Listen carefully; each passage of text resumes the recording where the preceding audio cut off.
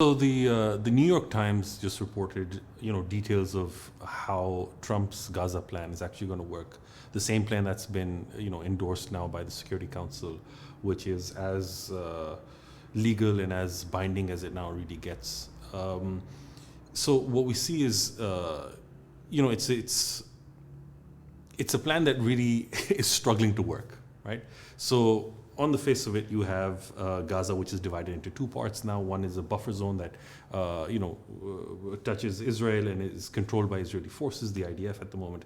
And they're calling this the green zone. And then there's your red zone, which is still controlled by Hamas. And part of the ceasefire agreement was that Hamas would eventually, give up its weapons and be demilitarized.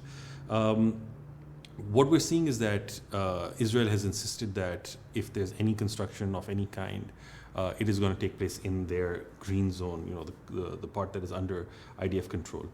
Now, Trump's team, headed by a certain Mr. Lightstone, is heading up this team of U.S. officials and appointees and Doge individuals, and they're setting up plans of how that they can start rebuilding. So any of the money, the foreign aid that is going to come in to do this rebuilding is going to be initially at least on the Israeli side. They're hoping to build these small communities or these alternative safety communities around Israel, which really seem like these large jails, frankly speaking, right? Where they're going to bottle up and they're going to these ghettos for Palestinians that they're creating. And they're going to use prefabricated houses, but they're going to have to, flatten the land and take over, property that belongs to Palestinians, and then on top of those, build these prefabricated temporary communities until Hamas, demilitarizes the entire Gaza area. What we're seeing is going to be highly problematic. Right now, the population is concentrated. We're talking about 2 million Palestinians concentrated in the territory which is considered the red zone, which is controlled by Hamas. Right? Nobody trusts the Israelis because of what they've done. No one trusts the aid groups or the people who are going to be doing the construction, which are going to be Israeli-backed and U.S.-backed firms. We're in a serious trust deficit. So for them to be hoping that tens of thousands of Palestinians will move into these alternative safety zones seems to be a bit far-fetched. Right now, what we're looking at is individuals who are terrified of what the future holds, and especially whether the ceasefire holds. We're also looking at an Israeli government that has not only no credibility left, but has been known to be violating, the statements that they make one day, they're violating the next. And there's really no easy way to get out of this or to make this artificial plan that Trump had imposed, how to make it work. Right now, what we're seeing is that these communities that they're going to be created, how are these going to be policed? How is law and order going to be maintained in them? So critically, I think some have argued that the Israeli Defense Forces should maintain, a blockade of these things, and there really should be these communities under siege.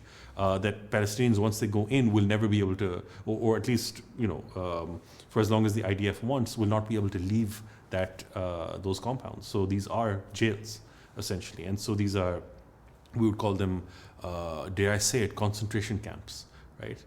For concentrating Palestinians in these areas. That's something that I think the world needs to be worried about. And I think there are European diplomats, though again, I don't have faith in European diplomats at all during this time. You have UN officials who are, calling out the alarm that this is not a sustainable solution. Ultimately, we have to see where this is going to go, because this is now an endorsed plan. Right? Trump's plan is something that even Pakistan as a country voted for in the Security Council, but has been approved by the Security Council, with China and Russia, abstaining from voting for it. Everyone else voted for it. So let's see how they develop this, and let's see whether it's even going to work out. What the composition of the international security force is going to be, what the composition of the construction teams are going to be, and the people who actually carry out this rebuilding, if you will. When we're talking about this international security force, we're looking at it primarily functioning in that buffer zone, the green zone that is currently occupied by the IDF, and potentially also in the red zone, but but that, much remains to be seen whether that's going to be there. Maliha Lodi recently in an article mentioned why Pakistan should not be participating in the international security force, and it's still, we're not sure if Pakistan will. There seem to be indications. I mean, Trump wouldn't be, siding with us and being so nice to us if we didn't reciprocate or we weren't some part of the Abraham Accords. But I think her argument holds water in the sense that she's saying that if we have to, get into Gaza and operate over there, that requires being and accepting and working with the Israelis, and especially the Israeli Defense Forces, a defense force that is currently being investigated for genocide, right? And is not something that we want to be associated with in any way. The mere acknowledgement carries implications, and that is not something that I think anyone could. The problem is that might be the entire strategy. What we're not realizing is that there are elements in Pakistan that may be wanting to recognize Israel and use the Palestinians as the fig leaf for this obscene act, really. That we're sending in people to defend Palestinians. You're not really defending Palestinians if you're sending people in for the ISF. What you'll be doing is supporting an Israeli policy move, and that's why I think that's problematic from that front. So I think we've all come across that video, or many of us have, of Sarah Hurwitz, who is a high-level Zionist, but also a Democratic Party aide. She worked with Obama. She's worked with a number of American politicians on the Democratic side. She came across and she said that our Jewish youth, but also the youth more generally, are being brainwashed because they see on social media this wall of carnage, this wall of dead babies. She's been rightly criticized, but this raises, two particular questions. One is that she's not, locating the blame of the genocide taking place on the IDF. She's saying this is a brainwashing thing. The IDF hasn't done anything wrong. So what's happened is the Israeli state is completely justified in what it's doing.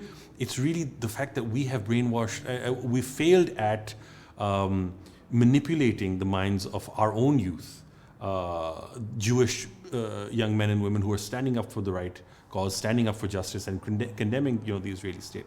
And because of that, we failed as say the Jewish community in the US or globally. The other point that this type of language, it shows the mentality that they're working with, and it's also something that Van Jones, when he's talked about dead babies scrolling, of how you cheapen the lives of Palestinians so easily. Who the hell would have ever said something about dead Jewish babies or dead European babies in such a callous manner? So her saying this, that we see these things through a wall of that, that dead human babies or dead Palestinians simply tint your spectacles, your lens on. No, you've committed genocide.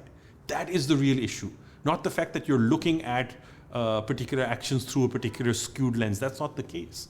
And the same thing with Van Jones. What he seemed to do was cheapen Palestinian blood by saying, you can say any of these things. And that's really where the trouble lies. The other thing that Sarah Hurwitz said, and she seemed to be on a roll for this, was that it is Holocaust education and telling people about the Holocaust that has allowed, the global community to compare, the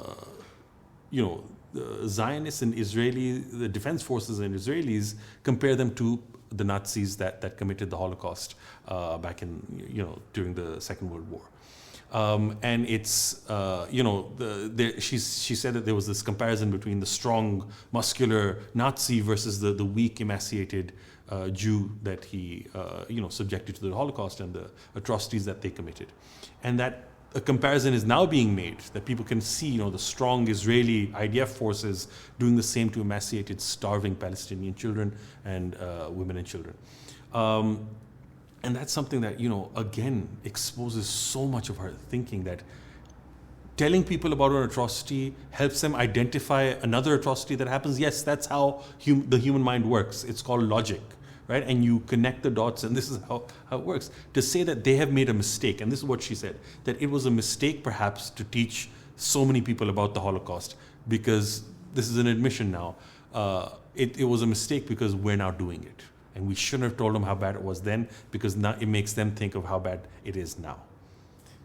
Sarah Hurwitz, I think, has lost her mind, but she keeps on doubling down and keeps on saying the same things. Thanks. The revolution will be live.